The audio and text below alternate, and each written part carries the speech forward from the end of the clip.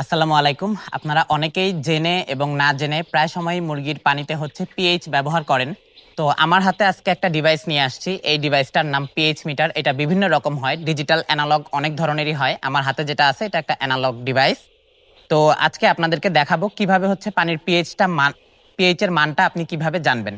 এবং এই জানাটা কেন জরুরি, আপনারা এই যে জেনে না জেনে প্রায় সময় মুরগিকে পিএইচ দেন। মুরগির বডিতে, মুরগির শরীরের ভিতরে, মুরগির অন্ত্রের ভিতরে একটা নির্দিষ্ট পিএইচ আছে, যে পিএইচটার মান হচ্ছে গিয়ে 5.3 থেকে 6.7 পর্যন্ত।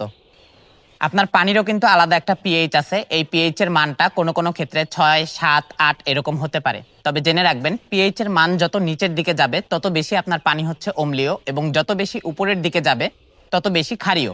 এখন মনে করেন আপনার পিএইচ এর মান, স্ট্যান্ডার্ড যে মান 5.3 থেকে 6.7 এর মাঝে আছে, তাহলে সেই ক্ষেত্রে আপনার ফার্মে পিএইচ এর কোনো দরকার হচ্ছে না, কিন্তু আপনি মনের অজান্তেই পিএইচ খাওয়াই যাচ্ছেন।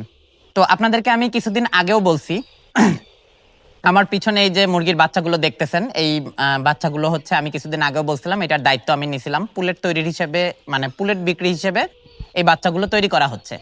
তো এখানে 5,000 বাচ্চা ছিল। আজকের তারিখ হচ্ছে গিয়ে 3 তারিখ মার্চ মাস, মানে 3 তারিখ 5 মাস 2026। আজকের দিনে এই বাচ্চার বয়স হচ্ছে 24 দিন, এবং আজকের দিন পর্যন্ত এখানে বাচ্চা মারা গেছে টোটাল 5,000-এর মধ্যে মোট 12টা। তার 10টা হবে, তার মাঝে 2টা আবার আজকে আমি এসে কেটে দেখছি।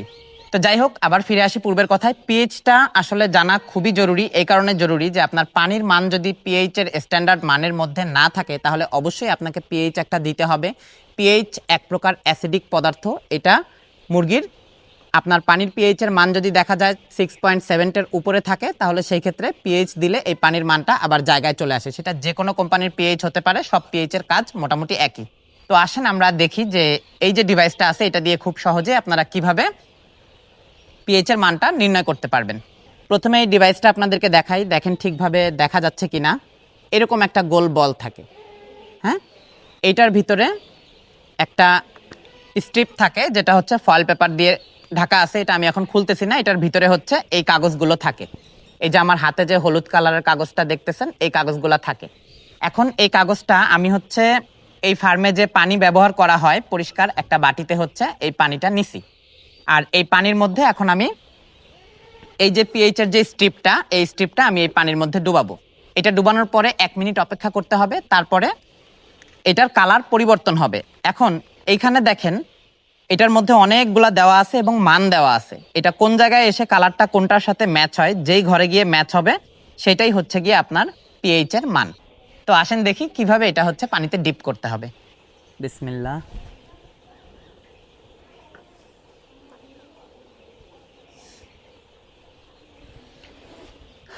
এই যে এটা পানিতে ডুবাই নিছি। এখন এটাকে আমি 1 মিনিট অপেক্ষা করব, এখানে ধরে থাকবো যে এটার কালারটা চেঞ্জ হয়ে কোন কালারটার সাথে এখানে ম্যাচ হয়। আচ্ছা, এবার আমরা দেখব এখানে যে কালারটা চেঞ্জ হয়েছে, এই কালারটা আসলে কোন পয়েন্টের সাথে মিলে। আসলে এটার সঙ্গে আপনি, মানে যেহেতু এটা অ্যানালগ, এটা আপনি একেবারে পুরোপুরি হুবহু এই যে কালারগুলো দেওয়া আছে এটার সঙ্গে মিল পাবেন না, কিন্তু কাছাকাছি মিল পাবেন। যেমন খেয়াল করে দেখবেন, আমার এই কালারটা যদি আমি 6-এর কাছে ধরি তাহলে খুব একটা মিলে না, কারণ 6-এর এটা একটু কমলা টাইপের আছে। 7-এর ঘরে ধরলে কালারটা মোটামুটি কাছাকাছি মিলে। আবার 8-এর ঘরে দেখা যায় কালারটা একেবারে বেশি সবুজ। এই পানিটা কিন্তু এখনো অতটা বেশি সবুজ হয় নাই। দেখেন এই কালারটা হচ্ছে আপনার এই 7-এর সাথে মোটামুটি মিলে গেছে। এই যে আমি এখানে ধরছি, কতটা পরিষ্কারভাবে বোঝা যাচ্ছে আমি জানি না। তো 7-এর সাথে মিলে গেছে যেহেতু, তার মানে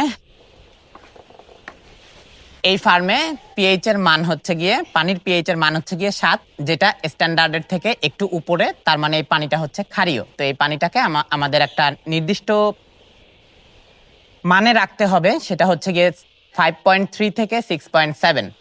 তো এটা যেহেতু 7-এ আছে, তার মানে স্ট্যান্ডার্ডের থেকে একটু বেশি ক্ষারীয় আছে, তাই পানিটাকে অম্লীয় করার জন্য আমাদের এখানে যে কোনো একটা পিএইচ ব্যবহার করতে হবে। তো যাই হোক, পিএইচ আসলে গুরুত্ব কতটুকু সেটা মনে হয় আপনারা বুঝতে পারছেন। প্রত্যেকের ফার্মেই এই ধরনের একটা পিএইচ মিটার থাকা উচিত। তাহলে আপনারা খুব সহজেই বুঝতে পারবেন যে আসলে কোন ফার্মে আপনার পিএইচ মানে পিএইচ যে খাওয়ান মুরগিকে, কোন ফার্মে এটার দরকার আছে এবং কার মুরগিকে পিএইচ দেওয়ার দরকার নাই। তো সবাই ভালো থাকবেন। আসসালামু আলাইকুম। Happy farming.